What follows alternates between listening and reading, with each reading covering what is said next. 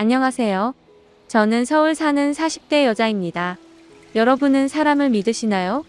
전 철저히 인생은 혼자라는 걸 뼈소리게 깨달으며 혼자 살아가고 있어요. 제가 이렇게 된 계기로는 한 가지의 풍파를 겪고 나서 된 것이지만요. 지금부터 제 이야기를 들려드리려고 합니다. 저는 여유 있는 집의 외동딸로 태어났어요.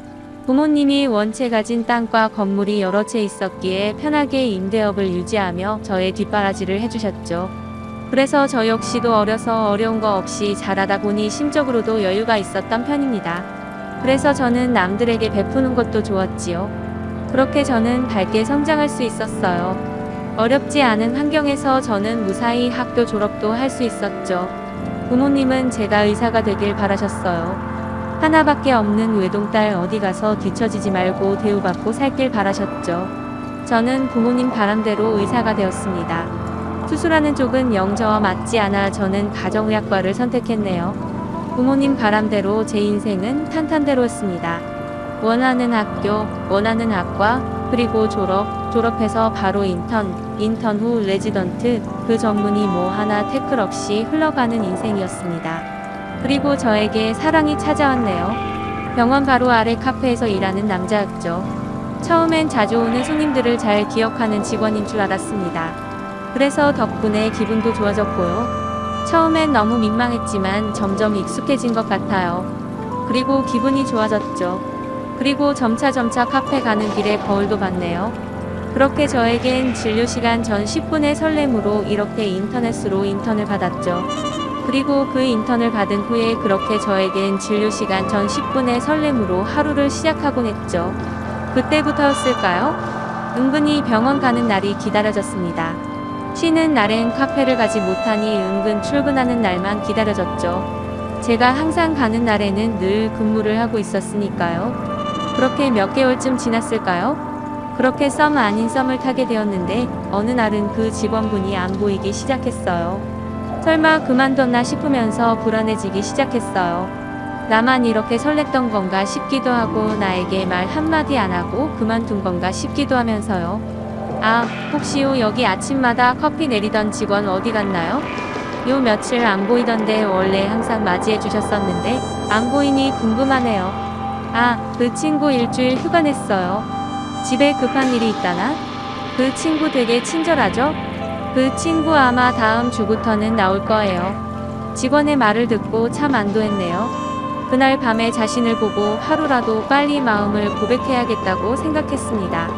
그분이 저를 어떻게 생각할지는 모르겠지만 그래도 제 마음은 표현해보자고 생각했어요. 그리고 일주일이 지나고 다음 주에 역시 밝은 얼굴로 저를 맞이해주는 직원이 있었죠. 그 미소를 보는데 기분이 참 좋아졌네요. 그리고 저는 지금 고백을 하기로 했고요. 아, 어디 멀리 여행 다녀오셨나봐요? 한참 안 보이니까 너무 궁금하더라고요. 아침마다 제 커피 기억해 주시는 게 인상 깊어서.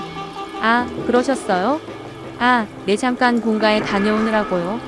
에이, 그렇게 생각해 주시니까 제가 커피를 더 맛있게 내려드려야겠는데요. 혹시 오늘 저녁에 뭐 하세요? 괜찮으시면 저녁 식사나 같이 하실래요? 여기 병원 앞에 맛있는 파스타집 있는데. 아, 식사요? 아, 저야 괜찮은데. 그럼 오늘 저녁에 제가 6시에 마치는데 6시 30분까지 파스타 집에서 볼까요? 마음속에서 환호를 소리쳤죠. 이렇게 쉽게 승낙할 줄이야. 드디어 이 사람을 둘이서 제대로 알아볼 수 있구나 했고요. 그렇게 저희는 약속을 잡고 저는 퇴근 시간만 기다렸습니다. 저도 6시에 진료가 끝났기 때문에 후다닥 준비를 하고 파스타 집으로 향했죠. 조금 일찍 도착했다고 생각을 했지만 그 직원분은 먼저 기다리고 있더군요. 드디어 데이트를 하게 되었죠. 일찍 오셨네요. 저도 일찍 끝난다고 온 건데 많이 기다리시진 않으셨어요? 이렇게 또 밖에서 보니까 색다르네요. 아, 네, 아니요. 저도 금방 왔어요. 그러게요. 그래도 용기 내서 식사도 하자고 하시고 오늘 많이 놀랐어요. 좋기도 했고요. 첫인상 그 느낌 그대로 그 남자분은 저의 이상형에 부합했죠. 다정다감하고 솔직하고 유머 있고 그렇게 시간 가는 줄도 모르게 서로를 알아가기 시작했습니다. 마치 원래 알고 있던 사람처럼 음식 취향 좋아하는 취미 좋아하는 영화까지 다 비슷했죠. 아, 사실 먼저 이렇게 용기 내주기가 쉽지 않았을 텐데 너무 감사해요. 제가 용기가 많이 없었죠? 혹시라도 부담스러워하실까봐 먼저 용기 내지 못했어요. 그리고 직업적인 부분도 좀 걸렸고요. 여러모로 감사해요. 저도 손님 취향을 다 기억하진 않거든요. 진실어서 기억했는데 제가 진짜 기억하길 잘했다고 생각도 들고 뭐 그렇네요. 하여튼 너무 고맙습니다. 그분은 저에게 용기 내줘서 고맙다고 하며 직업적인 부분에서 본인이 많이 걸린다고 용기 내지 못했다고 솔직히 말해주었죠. 저는 의사, 그분은 카페 직원, 감히 저에게 대시하지 못했다고 하더라고요. 이렇게 솔직하게 말하기가 쉽지 않았을 텐데 말해주는 모습을 보고도 매력에 빠졌습니다. 저희 누가 먼저랄 것도 없이 사랑에 빠지고 연인이 되었죠. 연애를 할 때는 문제가 되지 않았지만 이제 결혼을 준비하려고 할 때는 문제가 되었어요. 남자친구는 모아둔 돈도 별로 없었고 저희 부모님도 같은 의사를 만났으면 하셨기 때문에 카페에서 일하는 직원과 결혼한다고 하니 길길이 날뛰셨습니다. 이 부분에 있어서는 예상을 했던 부분이기 때문에 속상했지만 어쩔 수 없었죠. 부모님도 저에게 많은 실망을 하셨고 부모님의 말을 처음으로 어겼네요. 아니, 성실하게 일을 했으면 말을 안 해. 그 나이에 돈도 한 푼 없이 결혼하겠다는 게 말이 돼? 너 정말 일을 해? 엄마, 그렇게 직업으로 평가르는 사람이었어? 웬만해야지. 아니, 대학도 안 나오고 10년을 일만 했는데 돈 한 푼 없다는 걸 엄마가 어떻게 이해해야 해? 엄마가 꼭 직업 때문에 그러는 줄 알아? 앞날이 훤해. 너만 고생할 거라고 겉만 퍼즐을 하지. 속은 꽝이야, 알아? 절대 안 돼. 이 결혼 그래. 어른들이 잘 알지. 내가 뭘 아냐? 보는 눈은 우리가 더 있어. 엄마 말 들어라. 아빠도 엄마 편이야. 이 부분에 있어서 양보는 없다. 부모님은 남편의 직업도 직업이지만 성실해 보이지 않다고 반대를 하셨죠. 남자친구의 말을 들어보면 어리서부터 가난해 돈을 벌어 가족들 생계에 도움이 되느라 그랬다고 했지만 부모님은 믿지 않으셨죠. 부모님이 계속 반대를 하시니 제 마음은 더 삐뚤어졌어요. 그렇게 저희는 더 불타올랐습니다. 계속된 반대에도 불구하고 저희 사랑은 꿋꿋했어요. 역시 자식 이기는 부모가 없다고 하던가요? 역시나 부모님은 제 편을 들어주게 되었어요. 결국 저희는 결혼 승낙을 받게 되었습니다. 처음으로 저는 엄마, 아빠의 뜻을 어겨 얻어낸 쟁취였죠. 엄마, 아빠도 저의 고집에 한풀 꺾여주셨고요. 정말 감사했습니다. 그래, 뭐 모든 걸 다 잊고 시작하자. 이서방도 그동안 반대해서 너무 미안하고 다 잊고 행복하게 시작해보자고 미안했네. 엄마, 쉽지 않은 결정이었을 텐데 너무 고마워. 나 진짜 잘 살게. 이서방도 진짜 잘할 거야. 얼마나 다정한 사람인데. 엄마, 아빠도 쉽지 않았다. 그래도 내 딸이 그렇게 좋다니까 허락하는 거야. 이서방은 너랑 결혼하고도 똑같이 일하는 거니? 그치. 당분간은 변동 없이 하기로 했어.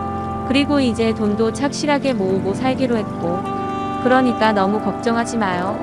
엄마랑 아빠가 생각 좀 해봤는데 이서방, 우리 건물 아래에서 카페를 해보면 어떻겠어? 경력도 있고 그래도 내 장사를 해야 돈도 될 거고. 이제 너랑 결혼하는데 안정적으로 자리를 더 잘 잡아야 하지 않겠어? 이번에 삼가 계약 끝난 게 있어서 그 자리에 이서방이 와서 카페를 해도 괜찮을 것 같은데 내 의사는 어떠니? 내 병원이랑 멀지도 않은 거리라 괜찮을 것 같은데. 목도 좋은 거 알잖아. 거기는 내놓으면 바로 나가는 자리다. 이서방한테 한번 물어봐라. 지난번에 결혼 반대한 것도 미안하고 하니. 원한다면 가게를 내어주마. 뭐 내 가족 내어주는 건데 아까울 게 뭐가 있어. 안 그러냐? 너희만 잘 살면 돼. 그게 바람이야. 정말. 나야 그러면 너무 고맙지. 이서방도 좋아할 거고. 너무 고마워. 아빠 못난 딸 때문에 그렇게까지 해줘서 너무 고마워요. 부모님은 딸이 고생할까 봐 가지고 계시던 건물 1층도 내주셨습니다. 정말 감사했죠. 그리고 전 곧 남자친구에게 이 사실을 얘기해 주었고요. 남자친구도 뛸 듯이 기뻐했네요. 그렇게 저희는 본격적인 결혼 준비를 시작하게 되었습니다. 아, 꿈만 같다. 진짜 너를 만나서 내 가게도 생기고 좋은 부모님도 생긴 것 같아 너무 기뻐. 내가 정말 잘할게, 진아. 응, 고마워. 그렇게 생각해줘서. 아빠랑 엄마도 정말 큰 결심하신 거야. 그러니까 우리 진짜 열심히 살아보자. 남자친구는 결혼을 준비하면서 아빠 건물에 카페를 오픈하려 오픈 준비도 같이 하였어요. 눈꽃들 수없는 나날이 시작되었죠. 아이고, 우리 며느라기 왔냐? 의사 며느라기 내가 참 살다 의사 며느리도 다 보고 아주 오래 살고 볼 일이다. 에이, 아니에요. 어머님, 제가 뭐 좀 도와드릴게요. 혹시 뭐 도와드릴 거 없어요?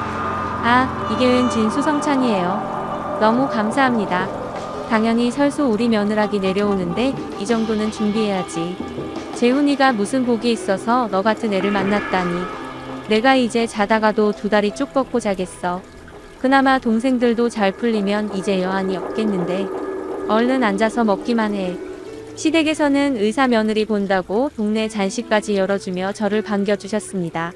남자친구가 물질적으로 풍족하진 않았지만 다정다감하며 어른들에게도 잘하는 사람이었기에 결혼을 주저하지 않았죠. 시동생 2명이 아직 자리를 잡지 못했다고 하였지만 그래도 금전적으로 문제를 일으키지 않았기에 이 문제는 문제될 건 없었어요. 저희에게 그렇게 꽃길만이 열릴 줄 알았습니다. 그렇게 결혼 준비를 해나가는 과정에 엄마는 병원으로 쓰러지는 사건이 있었어요. 저는 엄마를 병원에 모시고 다니며 더 바쁜 나날이 되었습니다. 아무리 돌봐주시는 간병인이 있었지만 딸인 제가 신경 써야 할 것이 많았어요. 그런 엄마는 저에게 굉장히 미안해하셨고요. 당연히 딸이 해야 할 도리를 하는 건데 엄마는 저에게 죄 지은 사람처럼 행동하셨어요. 참 마음 아팠네요. 미안해. 너 결혼 준비로 바쁠 텐데 엄마 때문에 괜히 신경 쓰이게 해서 엄마는 아줌마가 돌봐주시니까 넌 너 할 일 하면서 지내. 너도 좀 바쁘니 하루 종일 환자 씨름하고 또 집에 와서 엄마 시중 들고 넌 재미나게 보내. 밖에서 엄마는 그걸 바라니까 항상 제 생각을 해주는 엄마 모습을 보니 마음이 많이 아팠습니다. 슬퍼하는 제 모습을 본 남자친구는 흔쾌히 저에게 제안을 했죠. 장모님도 몸이 많이 안 좋으신데 우리 신혼집을 그냥 어머님네 들어가서 사는 게 어때? 그럼 자기도 어머님 맨날 볼 수 있고 조금이라도 안심하지 않겠어? 나도 일 늦게 끝날 텐데 그럴 때 자기 어머님 아버님이랑 같이 시간 보내면 좋잖아. 아, 정말 그래도 돼? 나야 너무 고맙지. 이게 쉬운 결정도 아니고 처가살이인데 불편하지 않겠어? 아마 힘들 수도 있어, 자기야. 난 괜찮아. 어려서부터 대가족에 살아서 가족 많은 것도 더 좋고 무엇보다 장인어른이랑 장모님은 딸이 하나인데 옆에 끼고 살고 싶지 않으시겠어? 난 진짜 괜찮으니까 그렇게 하도록 하자. 얼른 말씀드리자. 장모님이랑 장인어른한테. 남자친구는 고맙게도 처가살이를 해주겠다고 먼저 제안을 해주었습니다. 눈물나게 고마웠네요. 이 소식을 들은 아빠와 엄마도 처음엔 불편할 것이라며 거절을 했지만 내심 좋아하시는 눈치였고요. 그렇게 저희는 엄마를 돌봐가며 결혼을 준비해 나갔죠. 그래도 이서방이 많이 불편할 텐데 마음은 고맙지만 없던 걸로 가자. 아무래도 나중에는 분명 후회할 수도 있어. 안 그러냐? 아니야, 정말 괜찮다고 이서방이 먼저 제안했어. 아빠와 엄마도 하나뿐인 딸 매일 보고 싶지 않아요? 나도 이렇게 나가면 계속 생각나서 마음만 불편할 것 같고 그냥 이렇게 지금처럼 옆에 있고 싶어. 그러니까 받아들여주세요. 에휴, 내가 또 짐이구나. 나 때문에 그런 결정한 거지? 나만 안 아팠어도. 에휴, 정말 미안하다. 엄마 때문에 그런 말 하지 마, 엄마. 딸이 당연히 엄마 아픈데 모시는 게 당연한 거지. 왜 그런 말을 해? 엄마가 그동안 날 얼마나 예쁘게 키워줬는데 고맙다. 그리고 이서방한테도 너무 고마워. 무슨 말을 해야 할지. 우리가 이서방 반대했던 것만 생각하면 얼마나 미안하던지. 아니요, 아빠 이제부터라도 이서방 많이 챙겨줘. 그리고 미안해하지 마세요. 알겠지? 자꾸 그러면 내가 더 불편해. 다행히도 시댁에서는 남편의 처가살이를 이해해주는 분위기였고요. 그렇게 축복받는 결혼식을 올렸습니다. 그리고 남자친구의 집만 저희 집으로 들어오게 되었죠. 그렇게 저희는 아빠, 엄마, 남편, 저 이렇게 4식구가 되었어요. 처가살이라고 많이 긴장한 남편도 저희 엄마, 아빠와 잘 적응을 하며 맞춰 살았죠. 그리고 저도 오히려 병원 일에 몰두할 수 있게 되었고요. 아빠가 내주신 카페는 자리의 몫이 너무 좋아 장사가 잘 되었습니다. 남편은 결혼하고 눈꽃들 새 없이 바빠져 직원들을 구인해야 하는 지경에 이르렀죠. 결혼하고 뭐든 잘 풀리는 남편을 보니 저도 덩달아 기분이 좋았고요. 엄마도 차츰 그런 모습을 보며 병세를 극복해 나가시는 듯 보였습니다. 전부 잘 풀릴 것만 같았어요. 엄마도 점점 괜찮아지시고 남편도 자리를 잘 잡고 있었으니까요. 혹시 동생들이 올라와서 일해보는 건 어떨까? 아직 자리도 못 잡았고 그럴 바엔 내가 데리고 있으면서 일도 가르쳐주고 나중에 장사라도 하는 게 나을 것 같아서. 넌 어떤 것 같아? 뭐 가족끼리 같이 하는 게 나쁘진 않은 것 같은데 갑작스레 서울 올라와서 일하려면 복잡하지 않겠어? 집도 그렇고 자기가 만약 도움이 될 것 같다면 그렇게 해요. 자기 일하는 게 중요하지. 내 의사가 중요한가? 자기가 정해서 알려줘요. 도련님들이 서울에 와서 같이 일을 한다고 했을 때 왠지 모르게 딱히 내키진 않았어요. 신랑에게 얘기를 들었을 때 도련님들이 그렇게 성실한 스타일이 아닌 것 같았기 때문이죠. 그래도 매몰차게 거절할 수 없었기에 남편이 알아서 하라고 했네요. 그렇게 도련님들은 신이나 서울로 올라오게 되었습니다. 남편은 동생들 방도 얻어주고 가게 일자리도 내어주었죠.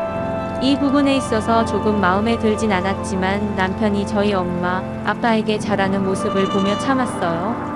그래도 다정한 남편이고 우리 부모님도 제 부모님처럼 모시고 있으니 나도 도련님들을 내 동생들처럼 아껴야겠다고 마음을 고쳐먹었었네요.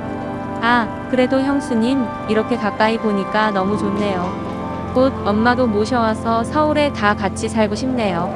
안 그래요? 아, 그렇게 되면 좋죠. 도련님들이 와주니까 형도 더 좋아 보이고 저도 너무 좋네요. 자주 봐요. 도련님 매일같이 남편 카페에서 커피를 마셨기 때문에 도련님들도 항상 볼 수 있었습니다. 막상 도련님들이 와서 형을 도와준다고 하니 남편 입장에서도 굉장히 마음이 여유로워 보였고요. 그런데 굉장히 잘된 선택이라고 생각하며 안도했네요. 이 평화로움은 얼마 가지 않아 깨져버렸죠. 남편이 퇴근 이후에 동생들과 다른 직원들과 시간을 보내며 집에 늦은 날이 많아졌죠. 처음엔 오픈 카페이고 직원들 사기를 북돋으려 으쌰으쌰 하는구나 라고만 이해했습니다. 그런데 남편은 도를 지나쳐 장인장모가 사는 집에 술을 많이 먹고 시끄럽게 들어오는 날도 잦았어요. 마음에 들진 않았지만 원래가 다정다감하고 좋은 사람인 걸 알랍기에 참았네요. 당신 요새 너무한 거 아니야? 회식도 좋지만 너무 늦잖아. 오히려 동생들 오니까 점점 더 늦는 것 같아. 아니야? 우리끼리 사는 집도 아니고 엄마 아빠도 계시는데 엄마 아빠 눈치 보게 하진 말아야지. 안 그래? 이러려고 동생들 올라오라고 한 거야? 이런 걸로 싸울지 몰랐어. 아, 미안해. 그래도 내가 사장인데 직원들 사기 좀 북돋아줘야지. 안 그래? 자기가 좀만 이해해줘. 자리만 더 잡으면 이런 일은 많이 없을 거야. 그리고 내가 동생이 없어서 그래. 몸과 핏줄이 참 안 챙기기도 뭐하고 챙겨야 하는 거거든. 아휴, 좀 이해해주라. 미안하다고 사과하는 모습을 보고 또 풀어줬죠.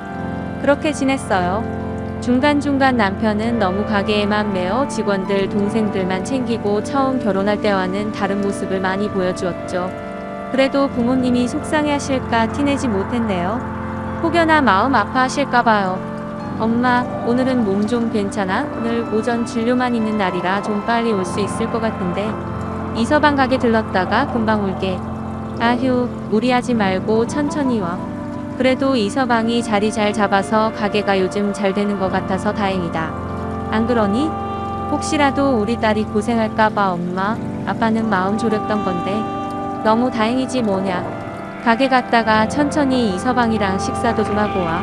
잠깐 음료만 테이크아웃해서 올 거야. 아, 그렇게 좋아? 그럼 다행이지 뭐. 나도 엄마가 좋다고 하면 좋은 거니까. 그렇게 오전 진료를 후다닥 마치고 저는 남편 가게에 들렀습니다. 남편은 제가 오늘 오전 진료만 있는 날인 걸 몰랐기에 제 등장에 놀랐죠. 왜 놀랐는지는 모르겠지만 동생들도 일사불란 제가 오니 정신이 없긴 마찬가지였습니다. 조금 찜찜했죠. 가게엔 금세 새로운 직원도 생겼다군요. 20대 예쁜 여자 아르바이트생이 있었어요. 아르바이트생을 구했다고 말을 하지 않아서 조금 당황했네요. 아니, 왜 이렇게 놀라? 무슨 일 있어? 나 아이스티랑 요구르트, 아메리카노 한 잔씩 포장해줘. 오늘 집에 일찍 들어가서 엄마랑 시간 좀 보내게. 아, 말하고 오지. 미리 만들어놨을 텐데. 오늘 일은 다 끝난 거야? 6시 끝나잖아. 아, 맞다. 여긴 새로운 직원이야. 아니, 왜 말 안 했어? 자기 원래 직원들 구하면 다 말하고 구하잖아. 뭐, 당신이 필요하니까 구했겠지만. 아, 안녕하세요? 아, 네. 안녕하세요. 사모님, 저는 지난주부터 일하고 있었어요. 아직 카페가 처음이라 배우는 단계지만요. 아, 네. 잘 부탁드려요. 그냥 손님들한테는 최대한 친절하게 해주면 될 것 같아요. 인상이 참 좋네요. 잘 부탁해요. 그렇게 알바 친구와 인사를 나누고 있을 때 남편이 제 음료를 만들어 나왔습니다. 얼른 집에 들어가라는 신호로 들렸네요. 무언가 마음은 찜찜했지만 이 찜찜함이 무엇인지 알지 못한 채 집으로 향했어요. 그리고 시간이 흘렀습니다. 남편은 점점 변해갔어요. 그것에 대해 다정다감하고 저만 알던 순박한 남편이 점점 가게를 하며 아빠에게 요구를 하는 것들이 많아졌죠. 그리고 그것들을 당당하게 요구하기 시작했습니다. 그러면서 저와의 작은 갈등도 싹트기 시작했어요. 아, 장인어른한테 그 건물 명의를 나한테 옮겨달라고 하면 안 될까? 명의를 좀 확장하고 싶은데, 그리고 사업도 크게 해보고 싶고 아무래도 내가 모은 돈으로는 모자라잖아. 어차피 자기랑 결혼한 이상 이 건물이 자기 거가 될 거고 지금 이제 직원들도 늘어나서 좀 커졌어, 규모도. 우리 아이도 낳아야 하는데 나 아이 앞에서 자랑스러운 아빠 되고 싶어. 장인어른한테 말해보면 안 될까? 응? 아빠가 건물 1층도 자기 해준 것도 큰 마음 먹으신 건데 어떻게 건물 전체를 달라고 할 수가 있어? 자기, 내가 알던 사람 맞아? 욕심이 너무 과한 거 아니야? 너무 실망이다. 이러려고 나랑 결혼한 생각까지 들어. 뭐 하나부터 10까지 따지자면 한두 끝도 없지만 자기 동생들도 지금 방 얻어주고 한 거 다 내 돈 아니야? 뭐 부부 사이에 너 돈은 내 돈이 어디 있겠냐마는 나도 내 친동생이다 생각했어. 근데 아직까지 동생들 돈은 모으고 있는 거야? 자기는? 솔직히 통장에 얼마 있어? 이 집 생활비도 다 내가 엄마, 아빠 드리고 있잖아. 자기, 진짜 비 좀 개살고 아니야? 미안해. 너무 화내서. 그동안 좀 쌓았었나 봐, 내가. 아니, 장인어른한테 말 안 할 거면 말지. 아니, 어떻게 그렇게 말을 할 수 있어? 빚 좋은 게 살고? 너 막말이 심하다. 내가 나조차고 이래? 어떻게 해서든지 능력 있는 남자 되려고 하는 거지. 너랑 구색은 맞춰야 할 거 아니야? 진짜 심하네. 너 항상 그런 식으로 생각하고 있었어?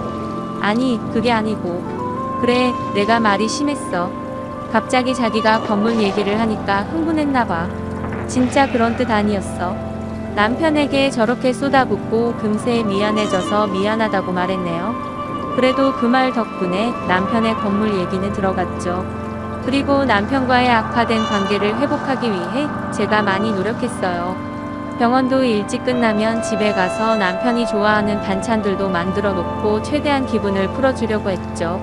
남편도 서서히 풀어지는 것 같았고요. 그리고 얼마 뒤 저는 병원에서 주최하는 해외 아동 봉사를 대상으로 제가 출장을 가게 되었어요. 2주 정도 시간을 비우는 거였죠. 결혼 후 첫 출장이기도 하고 일적인 부분에 욕심도 많았기에 흔쾌히 가기로 했네요. 그렇게 저는 2주 동안 해외로 가게 되었어요. 해외에 도착 후 이틀 만에 한국에서 급한 전화가 들어왔습니다. 그 전화는 다름 아닌 남편의 동생이었어요. 믿을 수 없는 말과 함께 말이죠. 청천벽력 같은 일이었습니다. 형수, 지금 형이 다름 아니라 형이 지난밤에 저희 집에서 자다가 심장마비로 급사했어요. 지금 영안실에 있어요. 네? 아니, 무슨 말이에요? 아니, 세훈 씨가 죽었다고요? 도련님, 장난치지 마세요. 진짜. 저 이런 장난 너무 싫어하거든요. 말도 안 돼 믿을 수 없겠지만 진짜예요. 지금 엄마도 제정신이 아니고 그래서 빨리 전화 드리는 거예요. 장례는 일단 빨리 치를게요. 그 말을 끝으로 시동생은 전화를 끊었고요. 전 출장이고 뭐고를 떠나서 당장 한국에 갈 수 있는 비행기 편을 알아봤죠. 비행기를 알아보면서도 제정신은 아니었습니다. 너무 속상했고 믿을 수가 없었죠. 제가 빨리 갈 수 있는 방법은 닷새 후에나 있었어요. 그렇게 남편의 장례는 저 없이 치러졌고요.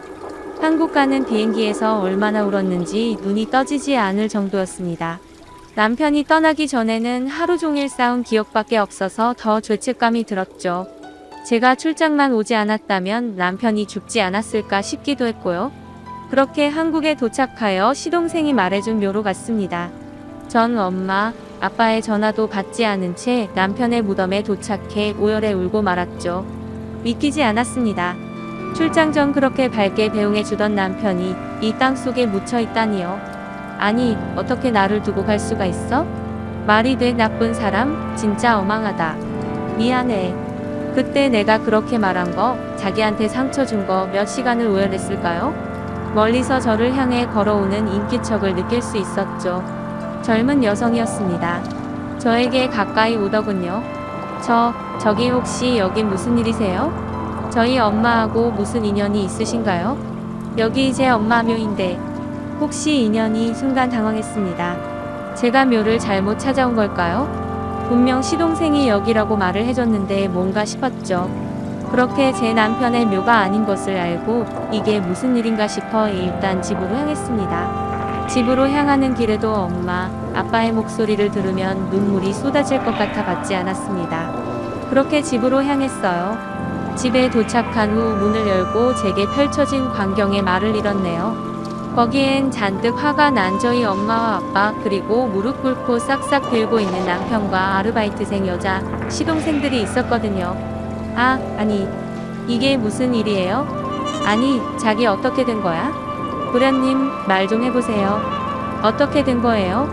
자기 괜찮은 거야? 에휴, 불쌍한 것 말도 마라. 너희 아빠가 알아보지 않았으면 큰일 날 뻔했지. 이 자식이 4명으로 생명보험 가량 들어놓고 허구한 날 저 어린 것이랑 일하다 말고 모텔이나 들락날락하고 아주 둘이 신적 살림을 차리려고 만발의 준비를 했더구나. 가게 매출 나온 거는 다 지 비자금으로 만들고 지 동생들 시켜서 자기 죽은 것처럼 너 떼어내려고 별의별 쇼를 했더구나. 너 집에서 이놈이랑 싸운 날 그때부터 아빠가 다 듣고 하나씩 뒷조사를 했던 모양이야. 알겠어? 내가 속은 거라고. 이거사 찰싹 남편의 따귀를 날리고 시동생들의 뺨따귀도 날려버렸습니다. 그러고도 분이 안 풀려 주방에 있는 프라이팬을 들고 나와 남편의 머리통을 사정없이 가격했네요. 배신감에 치를 떨었죠. 건물까지 빼돌리려다 그거는 실패하고 이제 필요 없어진 저를 떼어내려고 본인이 죽은 것처럼 위장을 했다니요. 그리고 제 생명보험은 뭐고요? 정말 소름이 돋았습니다. 끔찍했죠. 미친 인간 같으니라고. 아니, 미친 인간들 분수를 알아야지. 내 인생은 딱 36카페 종업원이야. 날개를 누가 달아줬는데 이런 식으로 은혜를 갚아? 어른들 말이 틀린 말이 아닌데 내가 애초에 너랑 결혼을 하는 게 아니었지. 어쩜 유전자도 니네 셋 다 인간들이 똑같니? 이혼해 줄 테니 싹 다 나가. 그리고 동생 새끼들도 집에서 짐 다 빼 다시 그 구질구질한 시골 구석으로 돌아가. 알겠니? 그리고 너는 상간녀 소송 들어갈 테니까 기다려. 빈몸으로 온 것처럼 빈몸으로 쫓겨날 준비해. 더 이상 할 말 없으니 이 집에서 나가. 끔찍하니까. 미안해 지인아, 내가 어떻게 됐었나 봐. 아니, 이 새끼가 나 꽃이잖아. 내 탓 아니야. 진짜야. 나 알잖아. 나 원래 안 그런 거. 아니, 저도 사장님이 저 꼬셔서 그런 거잖아요. 저한테 상간녀 소송을 왜 해요? 전 사장님이 잘해주니까 그냥 그런 거라고요. 닥쳐. 이 찌질한 것들아. 그러니 너네 인생이 그 모양 그 꼴이지. 의사 부인 만나서 기상하려고 하니 천성 진짜 끔찍해. 그나마 다행인 건 이 핏줄 하나 없는 거. 다행히 니 애 안 가진 거 알겠어? 더러운 것들 끔찍해. 당장 꺼져. 그리고 너네들도 정말 소름 돋아. 남편은 저를 붙잡고 오열하며 계속 붙잡았죠. 자기가 제정신이 아니었다 나무라나. 자기는 안 그러고 싶었는데 시동생들이 한몫 크게 하고 떠나자고 했다는 둥 말을 했죠. 다행히 눈치 빠른 아빠 덕분에 이 모든 사태를 막을 수 있었습니다. 아빠는 제가 부탁했으면 건물도 주셨을 테니까요. 그렇게 남편과 이혼을 하고 상간녀 소송도 걸었어요. 그리고 카페에서도 내쫓았습니다. 어차피 가게 계약도 끝나고 있어서 수월했네요. 남편은 절대 못 나간다며 싹싹 빌었지만 지금은 본가에 내려가서 세영제가 어머님 등골이나 뽑아먹는 것 같더라고요. 아주 분수에 딱 맞게요.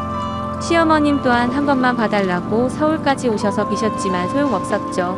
아마 그런 모습을 보는 삼형제 마음도 똑같이 찢어졌을 거라 생각합니다. 그리고 이혼 소송하는 도중 삼형제는 서로의 탓만 하더군요. 아주 코미디가 따로 없었습니다. 잘 되면 내 탓, 못하면 네 탓인 의리도 없는 형제들 범법 저지르는 일만 쿵짝이었죠. 엄마 아빠는 제 걱정을 더 많이 해주셨지만 전 엄마 아빠 볼 면목이 너무 없어서 죄송했어요. 그렇게 반대한 결혼을 하고 결말이 이거라니. 그래도 지금은 주어진 제 삶을 열심히 살아가고 있네요. 정말 부모님 말고는 믿을 사람 없다고 생각하면서 말이죠. 부모님께 더욱더 잘해야겠다고 생각했어요. 제가 드린 상처가 부모님께 언제 다 아물어질지 가늠할 순 없지만 열심히 모든 걸 잊고 살아가는 모습을 보여드리려고 합니다. 탄탄대로 제 인생에 인생 공부 크게 하는 사건이었네요. 여러분들도 절대 나 자신 외엔 아무도 믿지 말라고 꼭 말씀드리고 싶습니다. 긴 글 읽어주셔서 감사합니다. 다음 사연입니다. 안녕하세요. 육아 휴직 중이며 9개월 된 딸아이를 키우고 있습니다. 저희 만난 지 5개월 만에 결혼했고 바로 아이를 가져 키우고 있는 상황입니다. 먼저 아이를 키우고 있는 상황입니다. 아이를 키우고 있는 상황은 저희 집에서 아이를 키우고 있는 상황입니다. 아이를 키우고 있는 상황은 저희 집에서 아이를 키우고 있는 상황입니다. 먼저 알려드릴 것은 제가 결혼 전 사무실 동료와 사귄 적이 있었고 헤어진 후 남편을 만났어요. 제 휴대전화기를 보던 남편이 그 친구의 존재를 알게 되었고 저에게 큰 배신감을 가진 상태에서 결혼 생활을 시작하게 되었다는 점입니다. 저흰 연애 때 서로의 휴대전화기를 오픈했습니다. 제가 멍청했지요. 휴대전화기가 클라우드와 연동되어 있었고 사진이며 캡처본 등등이 그대로 나도 모르는 사이에 클라우드에 담겨져 있었던걸. 연애 시절 남편이 모두 보게 됐고 지난날 제 연애사를 모두 알면서도 저와의 결혼을 추진한 그 사람에게 미안하면서 원망스럽기도 했어요. 사실 모두 그 사람을 만나기 전 일이니 상관없을 거라 생각했는데 남편은 너무 힘들어 하더라고요. 그렇게 저희의 결혼 생활은 첫 단추부터 잘못 끼워진 것 같아요. 남편은 순한 여자들만 만났었대요. 싸우게 될 땐 자긴 그냥 헤어지는 쪽을 택했었다고. 그만큼 자신에게 말대꾸하고 자기 주장을 펼치는 걸 혐오합니다. 그리고 자존심이 너무 세서 저와 웃으며 대화하다 어느 순간 화를 내며 독설을 퍼부어요. 전 저의 어떤 말이 남편의 자존심을 건드리는지도 모른 채 그 독설들을 듣고 화가 나서 남편에게 따지지요. 결국 이런 일들이 반복되니 자기는 나처럼 센 여자와는 못 살겠으니 이혼해달라고 하더라고요. 제가 울며 매달렸습니다. 반성문도 써서 줬더니 그걸 보고 흐뭇해하던 게 아직도 응어리로 남아있어요. 남편이 회사에 있는 심리상담센터에 가서 상담을 받아봤대요. 아내가 담배, 도박, 외도 같은 나쁜 짓을 한 건 아니지만 성격 차이가 너무 심해 견딜 수가 없다고 이런 걸로도 이혼하는 사람이 있느냐고 물으니 보통은 이런 일로 이혼까지 하지는 않지만 사람이 느끼는 정도는 다르니 본인이 괴롭다면 이혼할 수도 있는 거라고 답하셨대요. 남편은 정신 이상이 올 정도로 저 때문에 힘들다고 제발 이혼해달라고 하더라고요. 결국 제가 울며 불며 붙잡고 사과하니 제 성질 한번 뜯어고쳐버려 이혼 얘기 꺼내본 거라고 해서 저 크게 상처받았습니다. 그 이후로 남편 입에서 언제 또 이혼 얘기가 나올지 전전긍긍하며 눈치를 받고 언제든 나와 딸아이를 놓을 수 있는 사람이라는 배신감에 집안일을 하다가도 저도 모르게 혼자 욕도 하고 울기도 하고 저 역시 우울증이 온 것 같았습니다.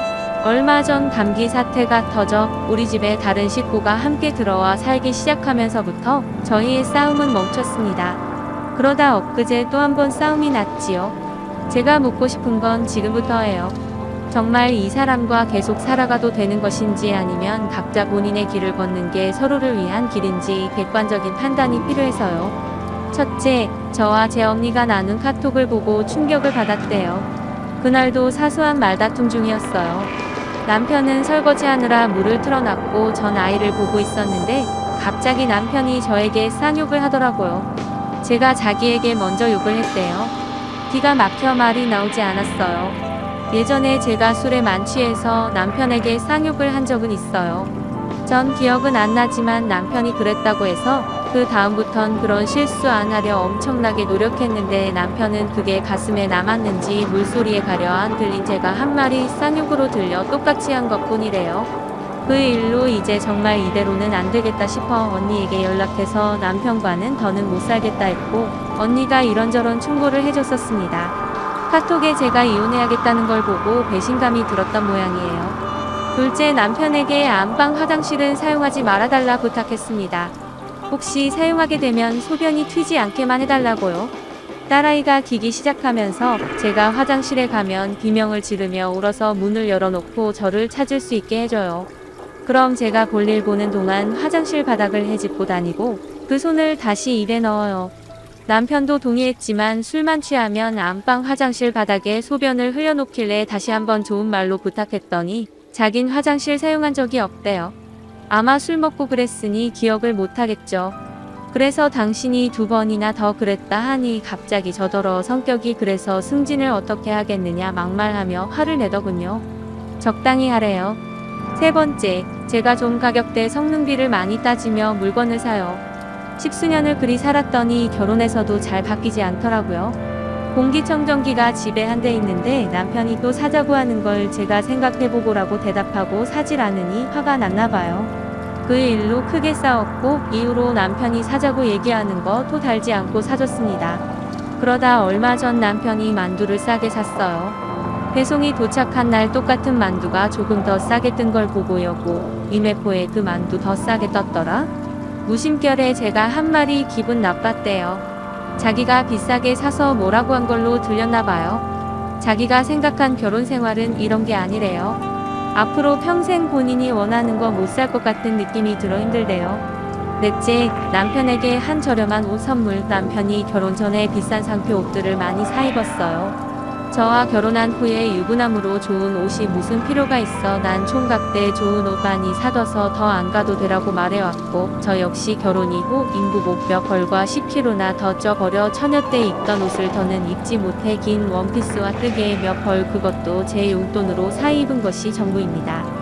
어느 날 남편과 백화점을 갔다가 평소 남편이 편하다고 즐겨 입는 검은색 면바지가 아주 낡아서 똑같은 유명 바지를 산 적이 있는데 남편이 매일 출근할 때 이거 입으면 되겠다며 무척이나 좋아하더라고요.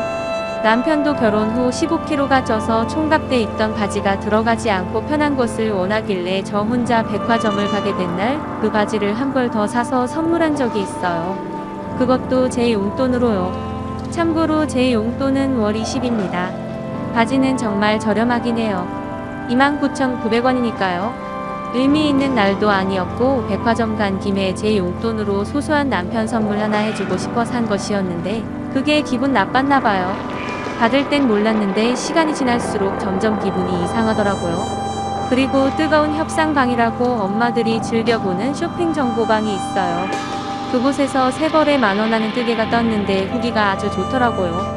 남편은 출근하면 회사 옷을 입게 되어 있어 출퇴근 옷은 좋은 거 필요 없다고 늘 강조했기에 그 뜨개 어떠냐 물었더니 좋다고 살에서 샀었어요. 남편도 마음에 쏙 들어하며 보풀이라도 일어날까봐 엄청나게 조심해서 입었었어요. 근데 지금은 그 바지와 뜨개가 자기 기분을 참 이상하게 한대요.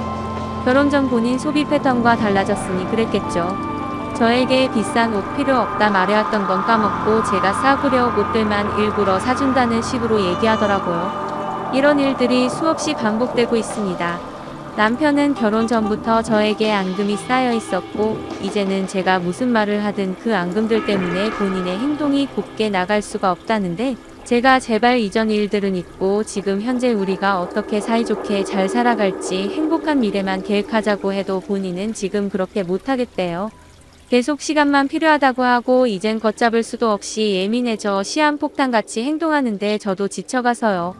정말 저희 둘 관계는 나아질 수 없는 것인지 아니면 더 노력해도 되는 것인지 조언 부탁합니다. 추가합니다. 몇몇 분의 조언이 듣고 싶어 쓴 글인데 생각보다 많은 댓글이 달려 놀랐어요. 우선 댓글 주신 모든 분께 감사드립니다. 대략 2년 동안 이 짧은 글로는 설명할 수 없이 많이 싸웠고 남편이 잘못할 때도 제가 잘못할 때도 있었을 거예요. 처음엔 그냥 신혼의 기싸움인가 보다 하고 넘겼는데 점점 변해가는 남편 모습을 보면서 이제 더는 단순한 기싸움은 아닐 수 있겠다는 생각이 들어 이혼을 진지하게 고민하게 된 거예요. 처음에 싸울 땐 저도 제 성질을 다 부리며 못된 말 많이 했어요. 끝까지 지기 싫어 몰아붙이기도 한 것 같아요. 물론 남편도 그랬던 것 같아요. 누가 더 강하게 피해자임을 강조해서 싸움의 승자를 가려야 속이 풀릴 것처럼 왜 그리 멍청하게 굴었는지 지금은 땅을 치고 후회해요. 남편이 이제 되돌리기에는 너무 많이 변해버린 것 같아요. 제가 울어도 표정 하나 안 변하고 사과해도 듣기 싫다고 하지 말라고 하네요. 제가 이혼을 이토록 망설이는 이유는 딸아이 때문이에요. 이 아이는 제가 없잖아요. 저희의 섣부른 선택으로 이 아이가 불행하게 되는 건 너무 책임감 없는 행동인 것 같아 참아보기도 하고 노력도 해보는 거예요. 반성문도 그런 의미였어요. 뭐 약점 잡힐 짓 해서 쓴 거 아니냐는 분들이 계시는데 아니에요. 내용은 대부분 말을 더 예쁘게 하고 순하게 하겠다는 내용이었습니다. 쓰면서도 기가 막히긴 했죠. 남편이 이혼을 요구한 이유가 모두 기센 제 성격 때문이라고 하니 연애 때엔 제 성격이 이런 줄 몰랐었다네요. 맞아요. 서로를 너무 잘 모르고 결혼했네요. 댓글에 왜 5개월 만에 결혼했느냐는 분들이 많던데 그 사람도 저도 그 짧은 시간에 서로의 이상형을 만났다. 운명이다 착각했던 것 같아요. 남편이 제 휴대전화기를 보고 괴로워했지만 남편 역시 이건 결혼하면 극복될 줄 알고 추진했고 나중에 주변 사람들이 결혼 사실을 많이 알게 되어 되돌릴 수 없어 결혼했다는 얘기도 덤덤하게 하네요. 그땐 다정하고 가정적이고 현명하고 평생 나만 사랑해줄 것 같은 믿음이 있었어요. 남편과 다음 주에 부부 상담을 받으러 가기로 했습니다. 어차피 당장이든 10년 후든 20년 후든 저희 부부에게 이혼 말고는 답이 없다고 댓글 써주신 분들 말씀이 맞을지도 몰라요. 근데 결국 결론이 이혼이라면 저 뭐든 해보고 이혼할래요. 부부 상담이든 뭐든 그래도 아직 예전 제가 사랑하던 남편 모습으로 돌아올 수도 있겠다는 일말의 희망이 남아있는 것 같아요. 참 화장실 얘기는 제 설명이 부족했던 것 같아요. 매번 아이가 화장실로 기어오는 게 아니라 아이가 잠든 상태에서 제가 화장실로 가서 볼일을 보는 동안 깨어나서 저를 찾을 때 보행기에 태울 수 없어 문을 열어주는 거랍니다. 조언해주신 모든 분들께 다시 한번 감사드립니다.